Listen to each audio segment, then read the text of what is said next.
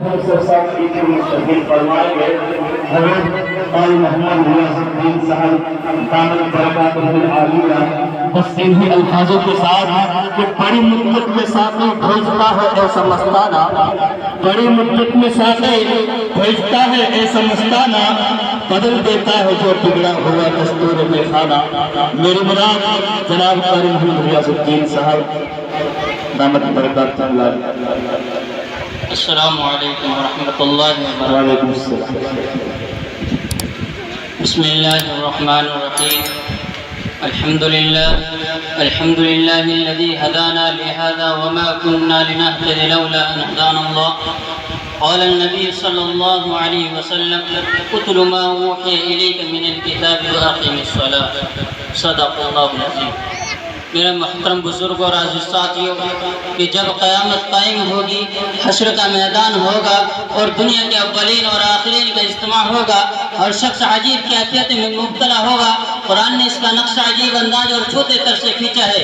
فرمایا یوم یفر المرء من اخیہ وامہ وابیہ وصاحبتہ وبنیہ لکل امرئ منہم یومئذ شأن یغنیہ۔ یعنی وہ دن ایسا دن ہوگا جس دن بھائی بھائی سے جدا ہوگا، بیٹی ماں سے بھاگے گی، بیٹا باپ سے نفرت کرے گا، شوہر اپنی بیوی سے الگ تھلگ ہوگا۔ غرض اس دن ہر انسان میں ایک شان بے نیازی ہوگی۔ حق جل مستقیم جانی سے ارشاد ہوگا کہ آج نہ تمہاری جائیداد کام آئے گی، نہ تمہاری محلات تمہیں بچا سکے گی، نہ تمہارے دوست و احباب تمہیں اس یوم الجزا سے بچا سکیں گے۔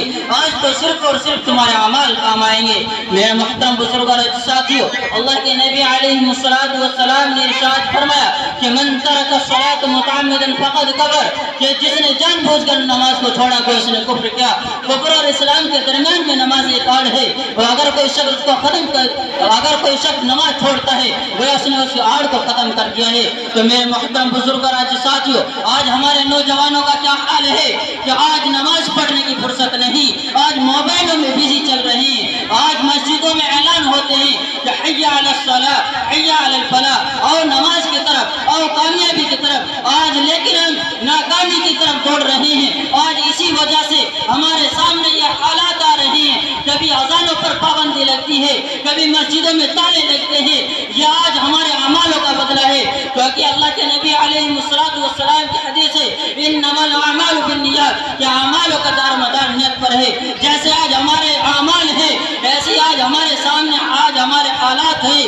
تو میرے محترم بزرگوں اور ساتھیوں، ایک بنی اسرائیل کے 3 شخصوں کا واقعہ بتانا چاہتا ہوں کہ بنی اسرائیل کے 3 آدمی تھے، کیونکہ اللہ تبارک و تعالی جو مخلص بندے ہوتے ہیں، اللہ تبارک و تعالی انہیں اپنی مصیبت سے نجات عطا فرماتا ہے۔ بنی اسرائیل کے 3 شخص سفر کر رہے ہیں، سفر کے دوران بارش تیز آ جاتی ہے، بارش کے دوران میں وہ ایک غار میں چھپ جاتے ہیں۔ بارش سے بچنے کے لیے وہ ایک غار میں چلے جاتے ہیں، تو اللہ تبارک و تعالی ان کی آزمائش فرماتا ہے۔ دعا کرنی چاہیے اللہ تبارک و تعالی کہیں ہماری آزمائش نہ فرمائے، کیونکہ ہم آزمائش کے لائق نہیں۔ آج ہمارے حالات ایسے نہیں کہ اللہ تبارک و تعالی کو ہم پیش کر سکے۔ تو وہ تینوں شخص جب جاتے ہیں اور اللہ تبارک و تعالی کے سامنے وہ غار میں چلے جاتے ہیں، بارش تیز آ رہی ہے اور اللہ تبارک و تعالی ان کا امتحان لے رہا ہے۔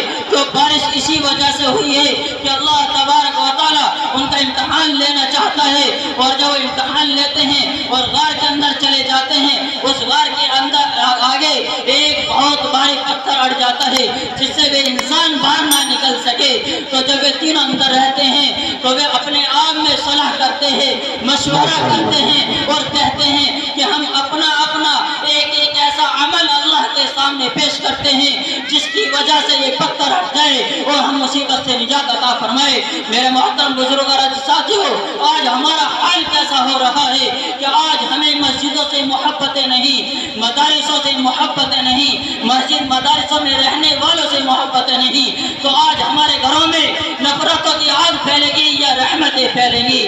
آج ہمارا حال ایسے ہی ہے، کیونکہ قرآن کریم میں اللہ تبارک و تعالیٰ نے ارشاد فرمایا یا ایھا الذین آمنوا قوا انفسکم واہلیکم نارا، کہ بچاؤ اپنے آپ کو اپنے اہل و عیال کو جہنم کی آگ سے۔ لیکن آج ہم کسے بچائے جب ہمیں اپنے آپ بچنے کی تو فرصت نہیں، اپنی مغفرت کرانے کی فرصت نہیں، تو ہم کب اب کس سے بچائیں گے، کسے اپنی اولاد کو بچائیں گے جب ہمیں اپنے لیے دعا کرنے کی فرصت نہیں، اپنے بچوں کو پڑھانے کی فرصت نہیں؟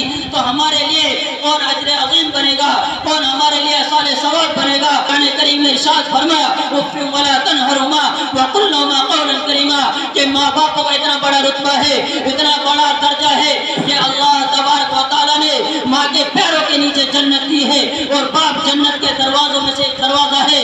लेकिन आज हम अपनी बीवियों के चक्करों में आके उन माँ बापों को घर से निकाल देते हैं, धक्का दे देते हैं, उन दो रोटी उनकी भारी पड़ जाती है। क्या बीवी का इतना बड़ा हक है जो हमने अपने माँ बापों को धकेल दिया है, बाहर निकाल दिया है? कि आज हमारे माँ बाप का यही हाल है। तो अल्लाह तबारक व तआला ने हदीस मुबारक में इरशाद फरमाया कि अगर हम रात और दिन इबादत करते रहे, 5 वक्त नमाज पढ़ते रहे, रोजा भी रखते रहे, सदका और खैरात भी देते रहे, हज भी करते रहे, लेकिन अगर मेरे माँ बाप मुझसे नाराज हैं तो मेरी कोई इबादत कबूल नहीं होगी। कल क़यामत के दिन मेरी सारी इबादतें उठाकर मेरे मुंह पर फेंक दी जाएगी और उठाकर जहन्नम में फेंक दिया जाएगा। ये इतने मेरे मोहतरम बुजुर्ग और साथियों, माँ बाप का रुतबा इतना बड़ा है। तो बनी इसराइल का शख्स कहता है, ए अल्लाह तबारक व तआला, मैंने अपने माँ बाप के साथ में पूरी रात गिलास दूध का लेकर खड़ा रहा, लेकिन जब सुबह को आँख खुली तो मैंने सुबह के वक्त में वो अपने वालिद मोहतरम को दूध दिया है। तो वो कहते हैं ये किस वजह से है?